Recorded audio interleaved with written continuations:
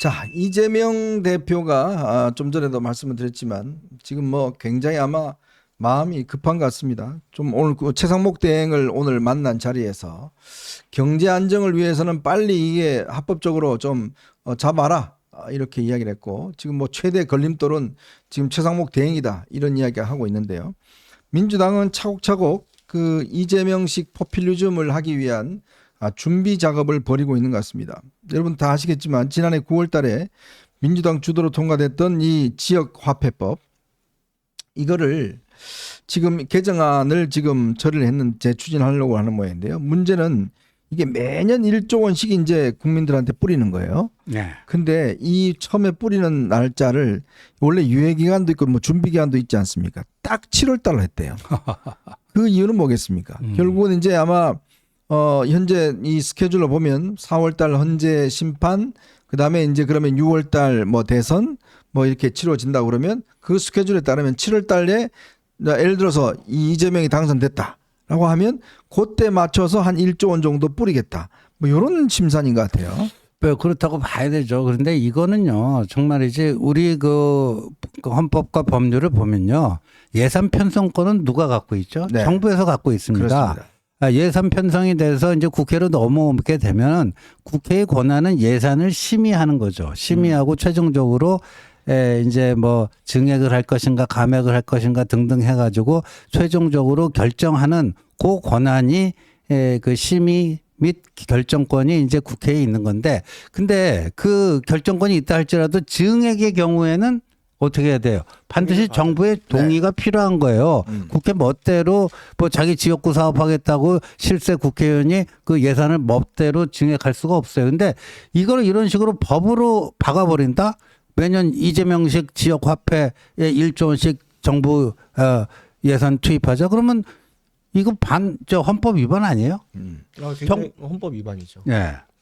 그 방금 그 잘 말씀해 주셨듯이 예산 편성권 3권 분립 원칙이라는 게 있습니다. 우리 헌법에는 3권 분립 원칙이 있어서 정부가 예산 편성권을 가지고 국회가 그 편성된 예산에 대한 심의 의결권을 가지는데, 이게 국회가 예산 편성 자체를 지금 해버리는 법이 지역화폐법이에요. 네.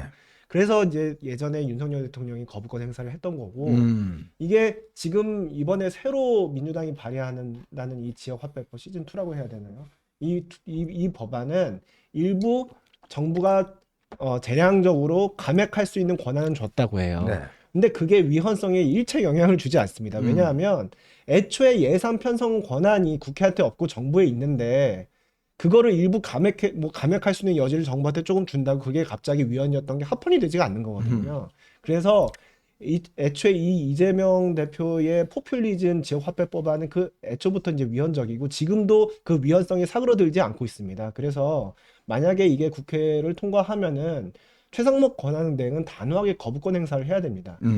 대통령 권한대행이라고 하더라도 기존에 이어져 온 헌법 질서를 변경하고 새롭게 창설하지 않는 한도 내에서는 권한을 행사할 수 있는 거거든요. 근데 이 그 지역화폐법은 기존에 이제 3권 분립 원칙을 훼손한다는, 정부의 예산 편성권을 침해한다는 그 위헌적 소지가 그대로 있기 때문에 최상목 권한 대행도 뭐 그렇게 길게 고민할 거 없이 단호하게 거부권을 행사해야 된다고 봐요.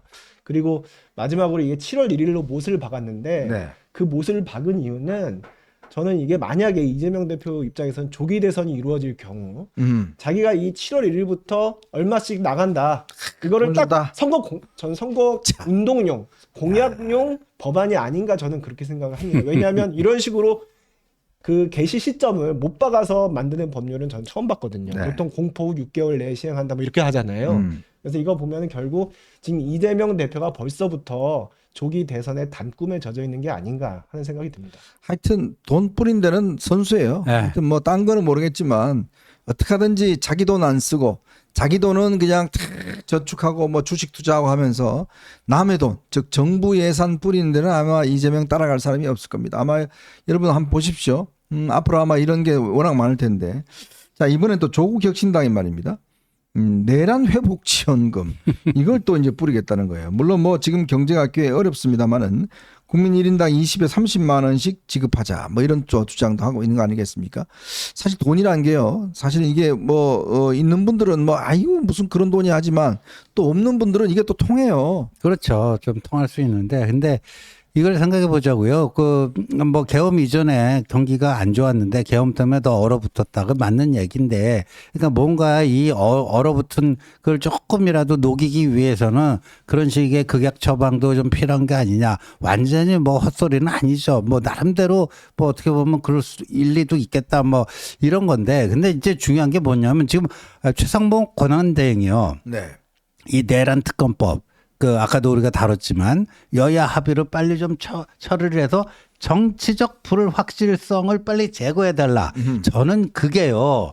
인당 뭐 20만 원씩 뿌리는 것보다도 경제에 미치는 긍정적 효과가 10배, 100배 될 거라고 봅니다. 맞습니다. 바로 그런 불확실성 큰 덩어리를 제거를 해줘야죠. 큰 덩어리를 제거해줘야 되고 그런 점에서 그 참 조국당다운 발상이다. 그런 생각을 안 할 수가 없고요. 그다음에 이재명의 지역화폐법은요. 이제 수정안에서 이제 지자체별로 뭐 그 재정 상태를 보고 뭐 감액도 할 수 있다 뭐 한다 그랬는데 이게 기본적으로 지역 균형 발전에도 역행하는 거예요.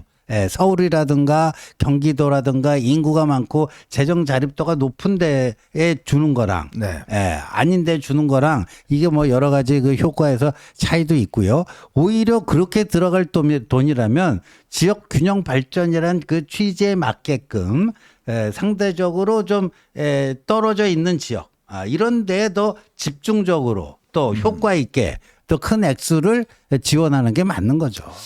참 요즘 많은 어려움에 처한 분들이 많을 겁니다. 정말 이 비상계엄 이후에 소비가 많이 위축됐다. 그래서 참 여러분들께서 많은 어려움을 겪고 계시기 때문에 또 정부는 이 나름대로 이 부분에 대한 또 신경을 많이 써야 될 것 같습니다. 무조건 뭐 아니다라고만 할 수 있는 게 아니라 이렇게 또 포퓰리즘이 통할 수 있는 분위기 또 이게 여건이 형성되기 때문에 이 부분도 이제 고려하지 않을 수가 없을 것 같습니다.